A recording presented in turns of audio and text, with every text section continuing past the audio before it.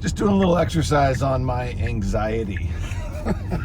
This is the real LA traffic right here. All right, this is how it goes. Everybody's gonna jockey for position, and I'm going to get into my Zen mode. Okay, I'm gonna let the car, do everything for me. Okay, and I'm just gonna sit here. How many of you could actually do this? And I'm not saying it's hard. I'm just saying that how many of you could allow somebody else control something else? A robot, basically, is what's happening. So I'm just gonna take a deep breath. There was some man, I tell you, I've been to New York City, and that's a nightmare for me. But I think LA is it's like the Super Bowl of traffic. I mean, if you haven't lived down here and dealt with the 405 to the 101 to Mulholland Drive, who knows that reference? I know plenty of my friends do, especially my wife. So I'm just gonna sit here and let it do its thing. And I suppose I can stop talking. So this might be a longer video. Maybe I'll speed it up at some point when it gets too boring. Just show you the really important parts. But let's see. But look, hey, free advertising. LA Home Appliance Services. I wish that was in. I need my freezer fixed. My freezer ice maker. It sounds like a rave cave at like 2 o'clock in the morning when the arm of the ice, like the ice thing, goes duk, duk, duk, duk, duk, duk, duk, duk, duk, duk, and it's like constant. Sometimes I'll just sit there and it'll be 2:30 in the afternoon, maybe 4 o'clock in the afternoon, something like that, and Tanner and I we sit there, we start like kind of bouncing our head to the beat. It keeps a pretty consistent beat, that's for sure. So if you look ahead, see that truck? There is a huge gap, like a gigantic gap that I'm surprised more people aren't filling. You see that gap? Ooh! If I was right behind that person, I'd be like, bro, could you please just hurry up? All right. Okay, we made the light. The robot saw the green light and just took it. So, by the way, this is Mad Max mode. And look at that traffic over there on the freeway. And you'll get this a lot right here. People just cutting right in front of you. I mean, that was fine. The Tesla robot left a big gap. Enough for 2 cars to fit in there. Like bumper to bumper. So, I kind of really don't like taking the back roads. TBH. That means to be honest. I've learned that from my kids. And as you'll notice on the right here, that lane seems to be going faster. But let's see. You guys mark one of the cars up there? Oh, there goes that big truck. That truck is having a good day. That truck's just kind of relaxing, just saying, you know what? I don't care. I'm just gonna chill out and drive. I got nowhere to be. Whereas all the people darting in and out, they gotta be somewhere because they're late or they didn't prepare or leave early enough or whatever it is. So there we go. Now we're just at a light. I think I have to go right in like, yeah, I gotta merge. Oh wait, maybe I don't. I think this lane actually, there's 2 lanes that go onto the freeway, the 405 south to the 10 to Reseda. Reseda's on the 101, never mind. But if you look up and to the right, that is Mountain Gate Country Club. How many of you have played that? I have played it with the Sklar brothers and my very good friend who's brilliant producer, brilliant showrunner, David Nickel. Shout out. I don't think he's ever going to see these videos, so it doesn't matter. But I was actually just thinking today, and this is, hey, 5 minutes, so if you're done, I'm done. but I'm not done. We're gonna merge onto the 405 and see how this goes, okay? But I was thinking today about the editors that are working on this show, Good Sports, with Kevin Hart and Kenan Thompson, and I really, really enjoy working with Alex and Amy. And it's like, I've worked with a lot of great editors, a lot of them, and I don't think there's been one that I've ever not. Oh no, there was. There's a few that I haven't really liked, mainly because of their kind of work ethic, and they thought they knew better, and a lot of what. But I really enjoy working with Alex and Amy, and it's nice to be able to trust other editors to do the things that I would do when I'm not there, like taking the pieces that I've edited and even if they have to refine them or whatever, but it's really nice having great, talented editors on the same team. So that's one thing. We'll get into the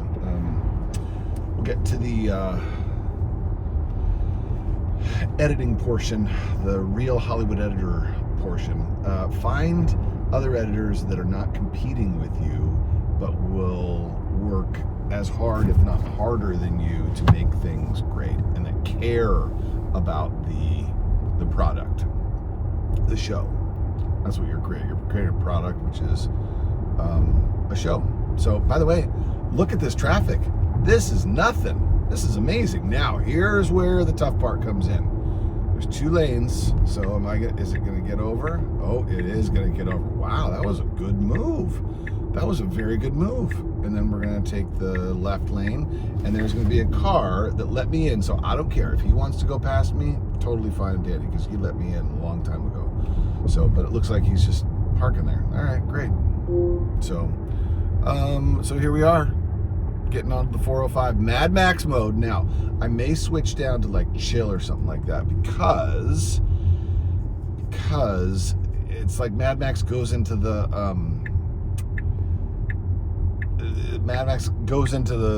HOV lane, even though I say no HOV lane. I turn the HOV lane off.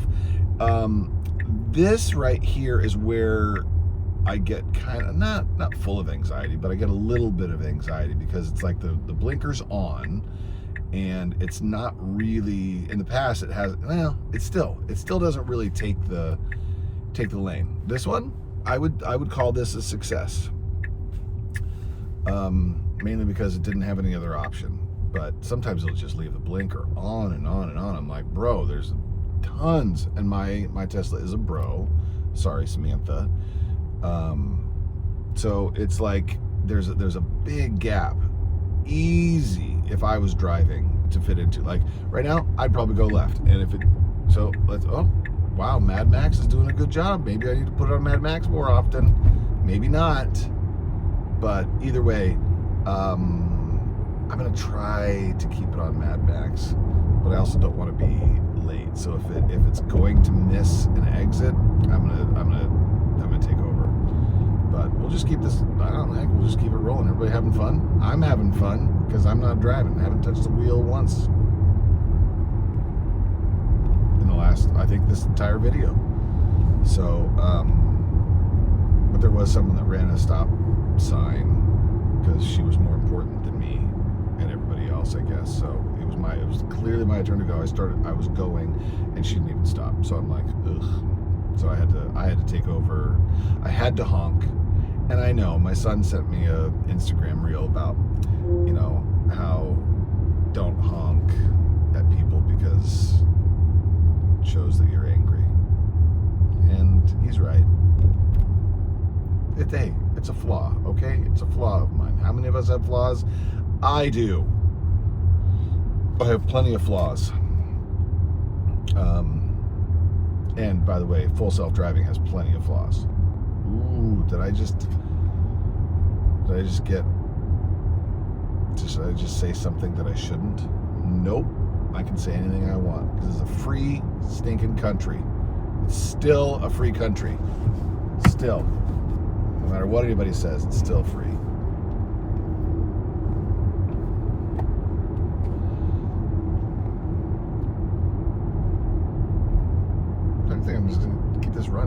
10 minutes. Double time today. Double time.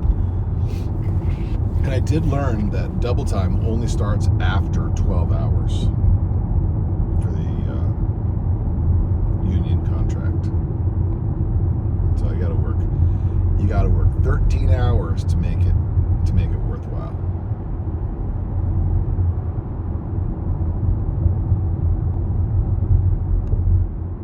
Oh, here's something.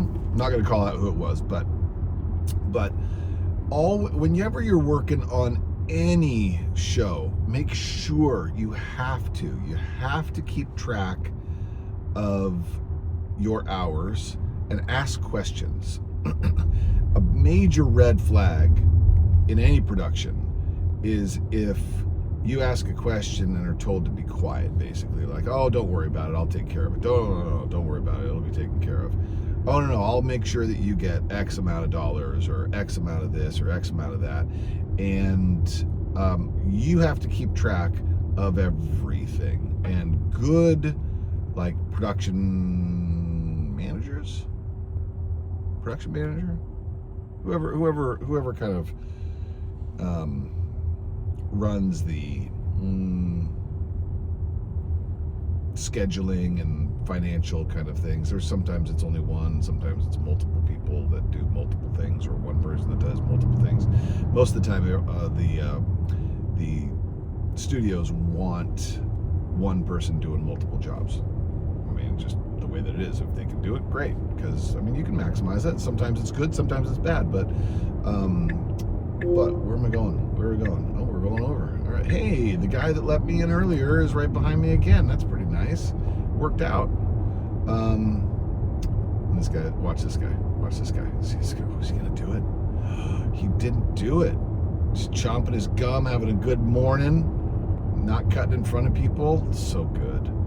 What a good. Oh, he cut right in front of me though. In front of my guy, my friend back there in the Rivian. See what this Tesla's gonna do.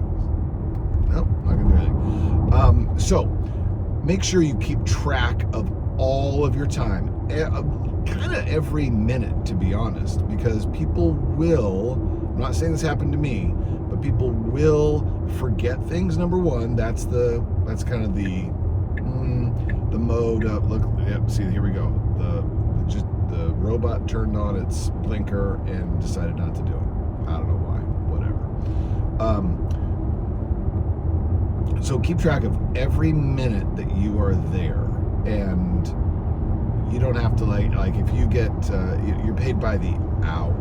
Okay, so my rule of thumb is, like, I'll give you 15 minutes extra of something, like of my time. So if I get in at 9 o'clock in the morning, and I leave at, I take an hour break. I never take an hour break, by the way, but if I did, take an hour break, and then I leave at like 9 o'clock, and somebody comes, and I'm ready to go at 8 o'clock p.m. So 9, take a break at like 2 to 3, and then I work from 3 to 8, because that's like a 10-hour day. I will, and somebody comes in and says, hey, I need to, can you show me something real quick? I'll be like, oh, absolutely, for sure. If it's 5 minutes, no problem. If it's 10 minutes, it's like, okay, fine and dandy. I'll make it up. I'll take a longer break tomorrow or whatever. But if it gets to be like 8:30, that means, okay, you know what? I've worked an extra half an hour. That goes into that's an extra overtime. So it also depends on how friendly you are with everybody, and how much you like them, and how good they've been to you in the past. So you have to kind of judge things of how much free labor you want to give people.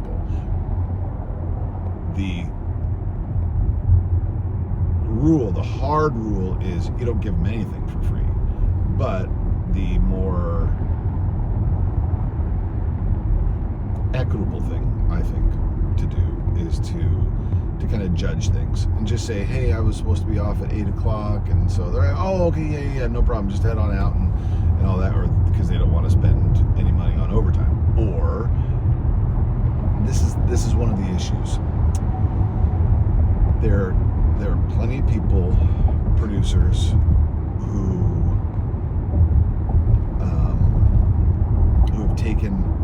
tried to take advantage of my time, and they will take advantage of your time if you let them take advantage of you and your time. That's a fact. They will take advantage of it all day long, and unless you tell them that, hey, my shift was only from 9 until 8 with an hour break, so 10 hours. My shift was only supposed to be 10 hours. And they say, oh, okay, yeah, that's fine, but this will only take like an extra half an hour. I'll be like, well, then I'm gonna have to charge you. And they say, no, I don't want you to charge me for this because X, Y, and Z. It's happened to me plenty of times, and I've made up for it in other areas where maybe you show up a little bit later the next day or whatever. It's not, that's up to you how much you're willing to give for free to save a relationship. But most people that ask you to do things for free, they will take advantage of you. It's kind of a perfect example. You give them an inch, they're going to take a mile, and I mean that, a literal mile. And so you have to judge what you're going to do. And anybody that says on a personal project, like, oh my gosh, this is only going to take like a couple hours of your time. Nope. No, it won't. No, it won't. All right, perfect example. I don't know if I'm going to call him out. Maybe I will. But anyway, there's a country music star, B-list. I'd say he's probably B, maybe he's B minus, C plus list. He's popular, he's known, he's well known. He's, probably had a billion hours of people listening to his music. But anyway, he came to me with a project. I wanted to. I said, hey, I'm happy to help you out and do edit a video for you. And he's like, oh yeah. And so I got the footage and everything. And he said, hey, how long is this going to take you? I said, well, I don't know. It could take me, a full day or two to do this. He's like, oh, what? I can do this in 3 hours.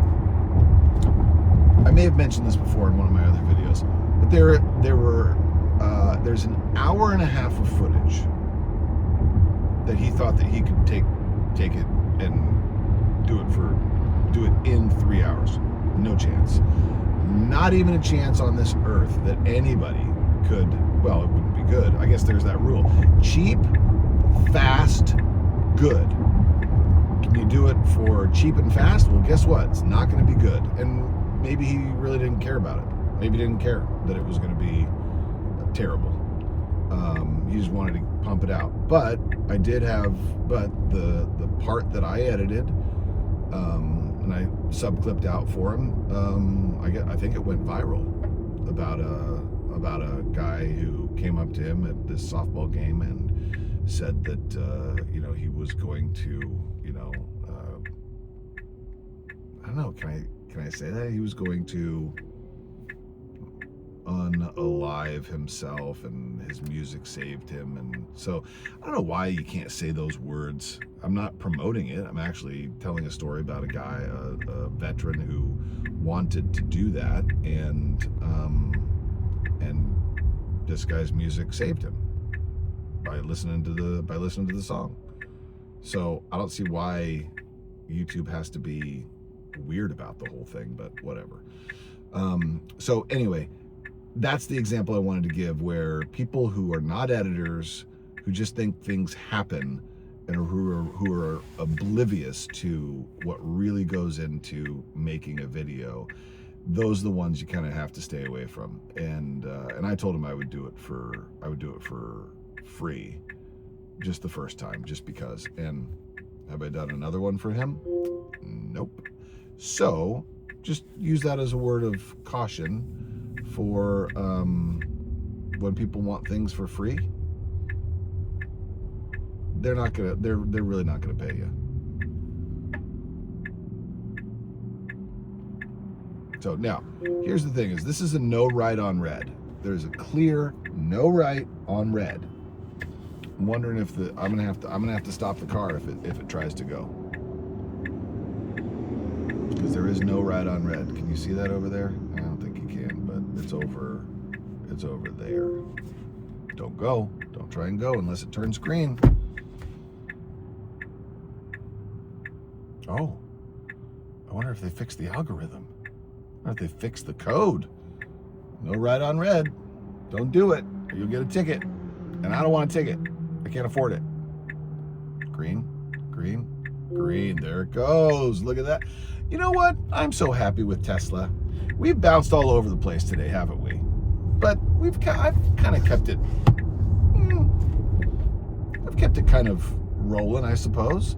It's only been, how long has it been? Whoa, 21 minutes. This is quadruple time. Whoop, whoop, whoop. I do have to, oh, there's the Wendy's. It's 6-7 day. Apparently you can, is that a drug deal going down? What the heck just happened?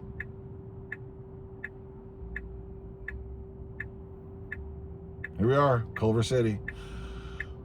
Whew.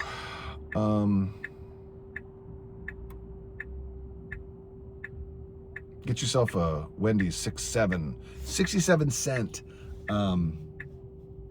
Frosty today. Small Frosty. I think it might be a mini Frosty. 67 cents. 67 cents are like small Frosties, like $1. I don't know why it's 67 cents today, but it is. So I got a notification from one of my daughters, my beautiful Claire. She sent us a Instagram post or whatever. So anyway, I think that kind of does. Oh, Trader Joe's. There it is. I'll be seeing you later today or this week. Oh, and there's lovely Erewhon. Overpriced Erewhon. Erewhon is... Just go and try it. Don't buy anything from Erewhon, but just go and try it sometime. Just go in and look at all the prices. I don't know why they think they can charge what they can charge, but until people stop spending that money there and buying things. I mean, by the way, it is a prime location right on the corner. So it's like, I mean, it is prime spot. Doesn't cost $5 a month. I wonder how much that space costs. I bet it's probably 20 to, is it the whole building? No. I bet it's like 20 to 30, maybe 50 grand a month. So hey, if you have to pay 50 grand a month in rent, I mean, you got to make, I bet you have to make to make it worth it. You got to make $1 million a month, because you probably are spending $100,000 a month. What is this person doing? What is this person just? Wow, that was a bright red stop runner, red light runner. Shame. Should we shame the person? Yeah. So like, I mean, you got to make $1 million a month in retail. If you're not, you're losing ground. I guess it depends on where you are too, but in Culver City, where rent is super high, you kind of have to make a lot of money. Anyway, all right. I think I've had it. Have you had it? If you have lasted this long, and I'll know because there's analytics. If you've lasted this long, put something down in the chat, in the comments section, and I'll hit you up. Maybe I'll send you something special.